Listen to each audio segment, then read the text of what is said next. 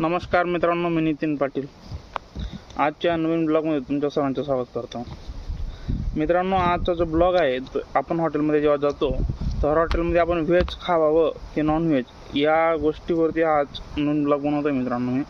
मित्रांनो सर्वांना हॉटेलमध्ये जायला आवडतं, तिथं जेवण करायला आवडतं.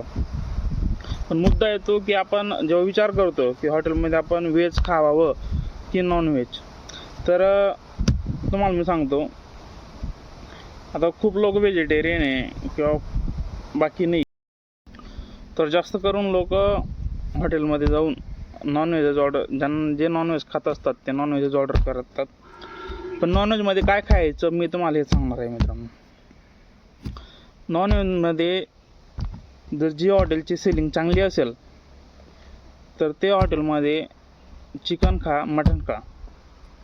किंवा जी हॉटेलमध्ये जास्त कस्टमर येत नसतील किंवा कमी कस्टमर येतात किंवा गर्दी नसते, तर तुम्ही तिथं नॉनव्हेजमध्ये फक्त एक अंडा कढी खा, कारण अंडे खराब होत नसतात मित्रांनो, किंवा अंडा बुर्जी खा. व्हेजचा जर विचार केला तर ज्या हॉटेलची सेलिंग चांगली असेल तिथं तुम्ही मग दाल तडका किंवा काही खा. आणि जिथं सेलिंग कमी असेल तिथं फक्त मित्रांनो शेवभाजीच खा. जर डाळचा विचार केला तर 2 दिवसपर्यंत डाळ ही फ्रीजमध्ये टिकून राहते. आणि शेवचं कसं आहे माहिती आहे का, पॉकेट आणलं शेवचं, फोडलं, त्याच्यामधनं शेवची भाजी तयार होते. तर सांगायचा मुद्दा असा आहे मित्रांनो, जर तुम्ही हॉटेलमध्ये जाऊन जर नॉनव्हेज खात असाल, जिथं सेलिंग चांगली असेल तर तुम्ही चिकन मटन जे खायचं ते खा.